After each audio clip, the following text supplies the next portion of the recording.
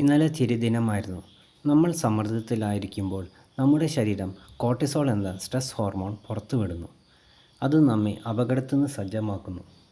എന്നാൽ ഇന്ന് സാങ്കേതികവിദ്യയുടെ വരവോടെ നമ്മൾ മിക്കപ്പോഴും പല ജോലികളിൽ വിധേയരാകുന്നു. വിശ്രമം കുറവാണ്. എപ്പോഴും അപകടം ഉള്ള പോലെയാണത്.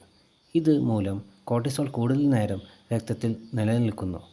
അത് ക്ഷീണം, ഉത്കണ്ഠ, കുറഞ്ഞ പ്രതിരോധശേഷി, ശരീരവേദന, ഇൻഫ്ലമേഷൻ എന്നിവയിലേക്ക് നയിക്കുന്നു.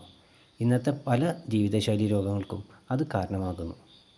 എന്നാൽ നമ്മൾ ചിരിക്കുമ്പോൾ നമ്മുടെ കോർട്ടിസോളിൻ്റെ അളവ് കുറയുന്നു. പകരമായി ശരീരം ഡോപ്പമൈൻ, സെറോട്ടോണിൻ, എൻഡോർഫിൻ എന്ന ഹാപ്പി ഹോർമോണുകളെ പുറത്തുവിടുന്നു. ഈ ഹോർമോണുകൾ മാനസികാവസ്ഥ മെച്ചപ്പെടുത്തുക മാത്രമല്ല, അവ വേദന, പിരിമുറുക്കം, നീർവീക്കം, ഇൻഫ്ലമേഷൻ എന്നിവ കുറയ്ക്കുകയും പ്രതിരോധശേഷി മെച്ചപ്പെടുത്തുകയും ചെയ്യുന്നു. അതിനാൽ കുറഞ്ഞത് പുഞ്ചിരിക്കുക.